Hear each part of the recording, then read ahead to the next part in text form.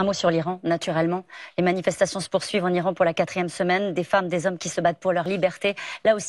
Je veux dire très simplement mon admiration pour ces femmes, ces jeunes, parce que c'est les femmes qui ont commencé avec courage à tomber le voile et à aller devant les armes.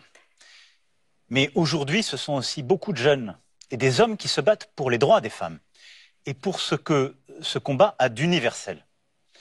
Et donc, de manière très claire, la France condamne les répressions aujourd'hui menées par le régime iranien. Et nous tenons aux côtés de ces femmes. C'est un peuple souverain qui se bat pour sa liberté. Et vous avez serré la main d'Ebrahim Raïssi à New York. Je lui ai parlé et je lui ai dit la même chose. Cette poignée de main, elle a choqué en Iran. Certains se sont dit, c'est un soutien au régime. Absolument pas. Et la France est là depuis des années pour montrer que nous nous battons pour d'abord défendre nos principes, défendre ces femmes et ces hommes, défendre aussi, je le rappelle, des Françaises et des Français et des binationaux qui sont aujourd'hui otages en Iran. Et aussi protéger la région, parce que l'Iran a mené beaucoup d'actions de déstabilisation et lutté contre la prolifération nucléaire. Donc nous sommes engagés. Mais là, de la même manière, et ça ne me fait pas plaisir, vous voyez sur la photo, quand je vois le président iranien.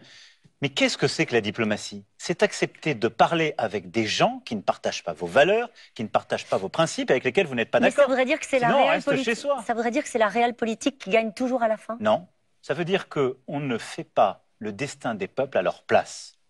Et qu'aujourd'hui, ce qui se passe en Iran, il faut le défendre, le dire, le soutenir. Nous ne pouvons pas nous y substituer.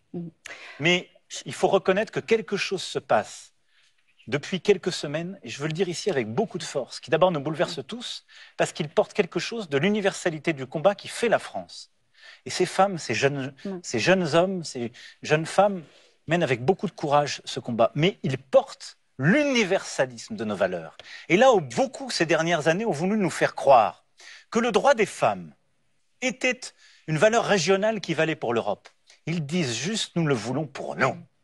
Et que toutes celles et ceux qui, sur notre sol, ont dit le contraire, se souviennent de ce que c'est que vivre sous ces régimes.